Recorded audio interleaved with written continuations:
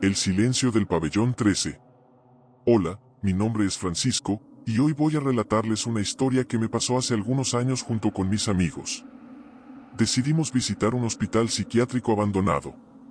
Fue una experiencia que jamás podré olvidar. Ponte cómodo, apaga las luces y comencemos. Esto sucedió hace unos 5 años, una noche que comenzó como cualquier otra. Mi amigo Raúl había cumplido años ese día, y como era su costumbre, quería hacer algo fuera de lo común. Siempre le había atraído lo sobrenatural y las leyendas urbanas, así que no fue sorpresa cuando propuso visitar el Hospital Psiquiátrico San Arborium. Era un lugar que todos conocíamos de nombre, pero nunca habíamos visitado. Había estado abandonado durante más de 30 años y tenía la reputación de ser uno de los lugares más embrujados de la región. Según las historias, pacientes y personal desaparecieron en circunstancias inexplicables antes de que el hospital cerrara sus puertas. Se decía que algunos médicos realizaban experimentos inhumanos con los pacientes y que los espíritus de esas personas aún rondaban los pasillos. Aunque nos daba miedo, la emoción de la aventura nos ganó. Éramos 5, Raúl, Jorge, Laura, Daniela y yo. Armados con linternas, una cámara vieja y un par de snacks, porque no sabíamos cuánto tiempo estaríamos ahí, nos subimos al auto y nos dirigimos hacia el hospital. Llegar al lugar fue una experiencia en sí misma. El hospital estaba situado en las afueras de la ciudad, rodeado de un bosque denso.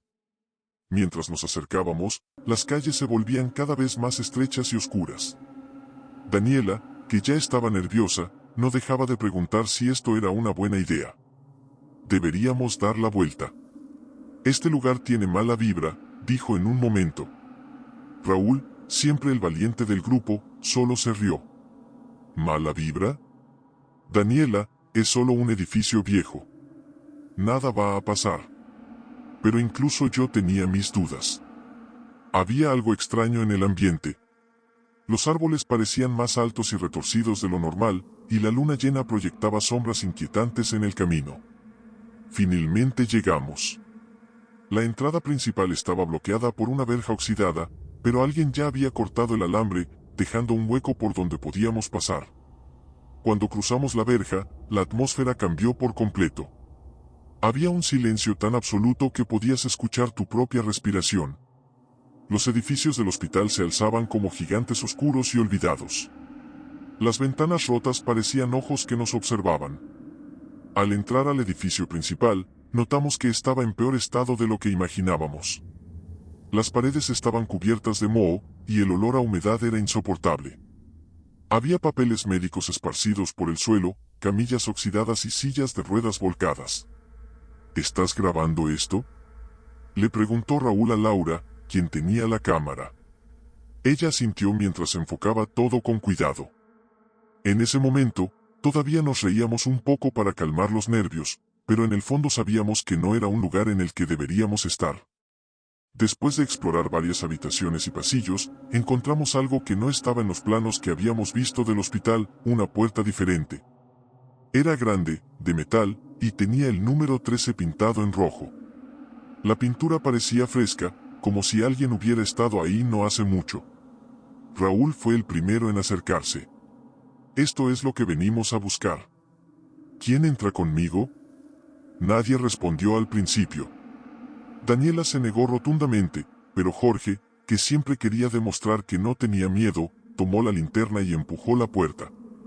El interior del pabellón era más frío que el resto del hospital, como si la temperatura hubiera bajado varios grados de golpe. Las paredes estaban cubiertas de inscripciones extrañas, algunas en un idioma que no reconocíamos. También había dibujos, figuras humanas deformadas, caras sin ojos y sombras alargadas. ¿Qué demonios pasó aquí?, preguntó Laura mientras grababa. Al fondo del pasillo, vimos algo que nos dejó congelados. Era una figura pequeña, como la de un niño o una niña. Estaba parada ahí, inmóvil, con una bata blanca manchada de sangre.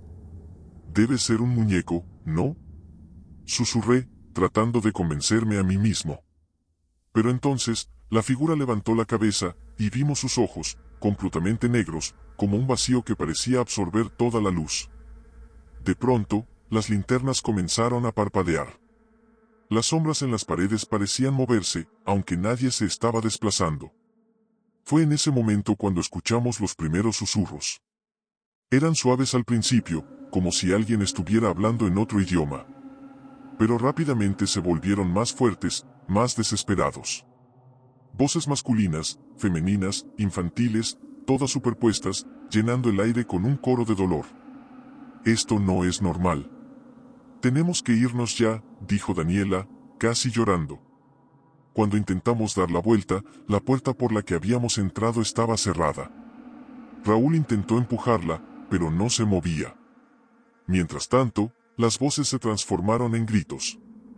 Al mirar hacia las habitaciones a los lados del pasillo, vimos que las pequeñas ventanillas de las puertas estaban llenas de rostros, caras deformadas, con ojos hundidos y bocas abiertas en una mueca de sufrimiento. Fue entonces cuando la niña habló. Ellos no quieren que se vayan. Su voz era suave, casi dulce, pero las palabras nos llenaron de terror. La persecución. De repente, las luces parpadearon de nuevo, y en la penumbra vimos como una figura alta y deformada comenzaba a moverse hacia nosotros desde el fondo del pasillo. Su cuerpo parecía hecho de sombras, pero podíamos distinguir extremidades largas y huesudas. ¡Corran!, grité, y todos salimos disparados. El pasillo parecía interminable. Podía escuchar algo pesado detrás de nosotros, como si algo estuviera arrastrándose rápidamente. Las puertas a los lados golpeaban con fuerza, como si algo tratara de salir. Finalmente, logramos abrir la puerta principal del pabellón y salimos corriendo hacia el exterior. Al mirar atrás, vimos a la niña parada en el umbral, con esa misma sonrisa perturbadora. Nunca hablamos mucho de esa noche. Jorge comenzó a tener pesadillas y a escribir cosas que no recordaba haber escrito. Una vez, encontró una frase grabada en su brazo, como si estuviera escrita con uñas: el silencio los mantiene vivos. Desde entonces, trato de evitar pensar en ese lugar, pero a veces, en la oscuridad, aún escucho los susurros y siento el frío de aquel pabellón. Suscríbete al canal para más miedo. El hospital abandonado. Hola, ¿qué tal? Me llamo Jaime, y hoy voy a contarles una experiencia que marcó mi vida para siempre. Esto pasó hace unos años, cuando mis amigos y yo decidimos explorar un hospital abandonado con la intención de grabar un video para nuestro canal. Pensamos que sería una aventura emocionante, algo para impresionar a nuestros seguidores, pero lo que vivimos esa noche fue algo que jamás podremos olvidar. Bueno, al menos yo, porque soy el único que puede contar esta historia. Así que apaga las luces, ponte cómodo y prepárate para escuchar la verdad detrás de una noche que me cambió para siempre. Comencemos. Era una noche fría de octubre. Julián, Adriana, Carla, Diego y yo éramos un grupo de amigos que compartíamos la misma pasión: grabar lugares abandonados y contar historias paranormales. Esa noche, decidimos explorar un hospital abandonado en las afueras de la ciudad.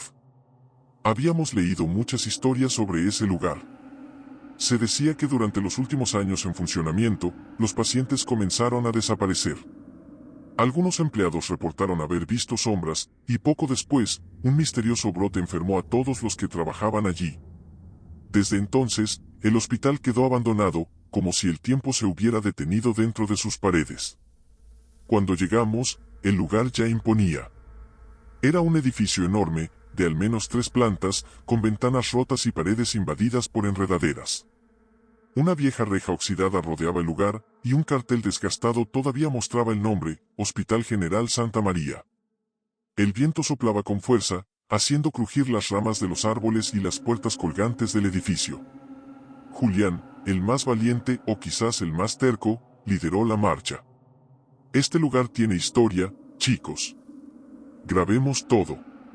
Nuestros seguidores van a enloquecer con esto. Yo llevaba la cámara principal, y mientras apuntaba al edificio, algo llamó mi atención: en una de las ventanas del segundo piso, juraría que vi una silueta.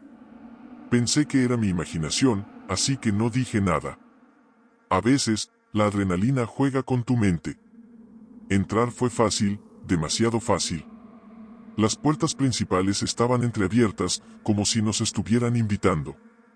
Adentro, el aire estaba helado y cargado con un olor extraño, mezcla de humedad, óxido y algo más, algo que no pude identificar. Nuestros pasos resonaban en los pasillos vacíos, acompañados de un silencio inquietante.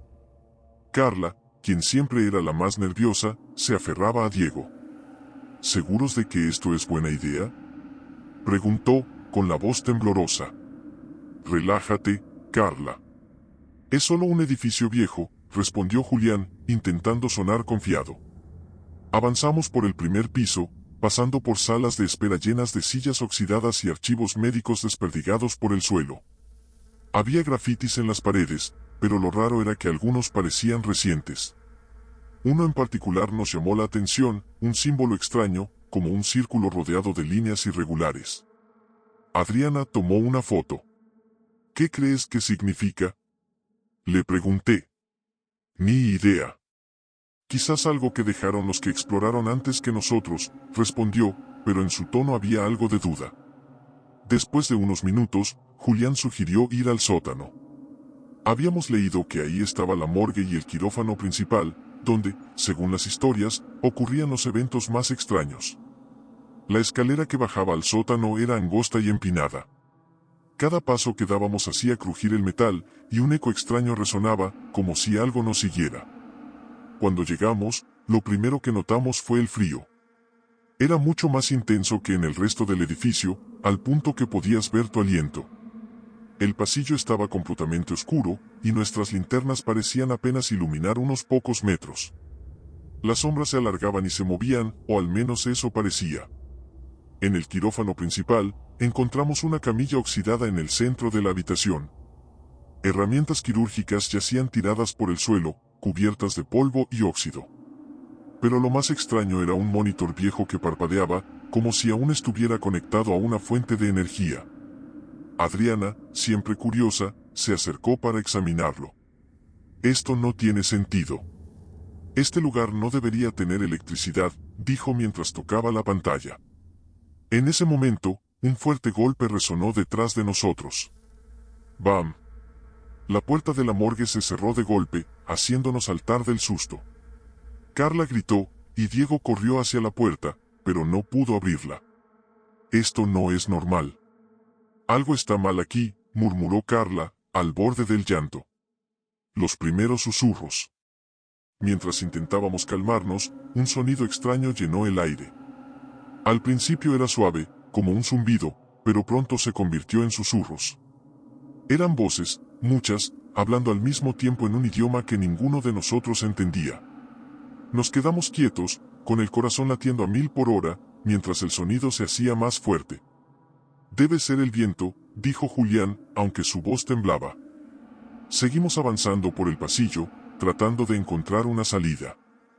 En una de las habitaciones, vimos un carrito cubierto con una manta blanca. La manta se movía, como si algo estuviera debajo. Julián, tratando de mantener la calma, levantó la manta. No había nada. Pero justo entonces, la manta cayó al suelo, y comenzó a arrastrarse sola hacia el pasillo. A partir de ese momento, todo empeoró. Las linternas comenzaron a parpadear, y cada vez que se apagaban por un segundo, sentíamos que las sombras se movían más cerca. Intentamos regresar al nivel superior, pero era como si el hospital hubiera cambiado. Los pasillos eran interminables, y cada vez que doblábamos una esquina, volvíamos al mismo lugar, el quirófano. De pronto, las luces de emergencia se encendieron, bañando todo en un tono rojo. Por los altavoces del hospital, una voz distorsionada habló. Pacientes, por favor, regresen a sus habitaciones. El pánico se apoderó de nosotros. Carla comenzó a llorar, Diego gritaba que nos fuéramos, y Adriana simplemente se quedó paralizada. Entonces, las sombras comenzaron a moverse, más rápido y más cerca. Adriana fue la primera en desaparecer. Corrió hacia una puerta abierta, pero en cuanto la cruzó, la puerta se cerró y no pudimos abrirla. Después fue Carla. Mientras caminábamos por un pasillo, algo salió de las sombras y la arrastró. Sus gritos todavía me persiguen. Diego y Julián desaparecieron poco después. Fue en una sala grande donde las luces se apagaron completamente. Escuché un grito, y cuando encendí mi linterna, ya no estaban. Finalmente, quedé solo. Corrí con todas mis fuerzas hacia la salida principal, y cuando llegué, vi las puertas de cristal. Pero algo me detuvo. En el reflejo, vi a mis amigos detrás de mí. Estaban pálidos, con los ojos vacíos, como si no fueran ellos. Lo peor fue que yo no estaba en el reflejo. Desde esa noche, nunca volví a verlos. Y aunque salí del hospital, a veces siento que todavía estoy atrapado allí. Las sombras no me han dejado en paz. Suscríbete al canal para más relatos. Doctor Psicópata. Hola, mi nombre es Víctor, y hoy quiero compartirles una historia que jamás he podido olvidar. Esto me ocurrió hace algunos años, cuando me dejé convencer por mis amigos para visitar un hospital abandonado. Lo que encontramos ahí fue algo que nunca debimos haber presenciado. Siéntate cómodo, apaga las luces y acompáñame en este relato escalofriante. Todo comenzó una noche lluviosa, de esas que hacen que todo parezca más oscuro de lo que realmente es. Mi amigo Julián, amante de lo paranormal, nos reunió en su casa para planear algo interesante que hacer durante el fin de semana. Éramos un grupo de 6, Julián, Andrea, Camila, Luis, Mateo y yo. A Julián le encantaba explorar lugares abandonados y siempre decía que quería captar algo sobrenatural con su cámara. Esa noche mencionó el Hospital San Eustacio, un hospital psiquiátrico abandonado ubicado a las afueras de la ciudad. Según las historias, este lugar albergaba a pacientes peligrosos, pero su fama no se debía solo a eso. Había un nombre que resonaba en todas las leyendas, el Dr. Ávila. Se decía que el Dr. Ávila, el jefe de psiquiatría, realizaba experimentos inhumanos con los pacientes.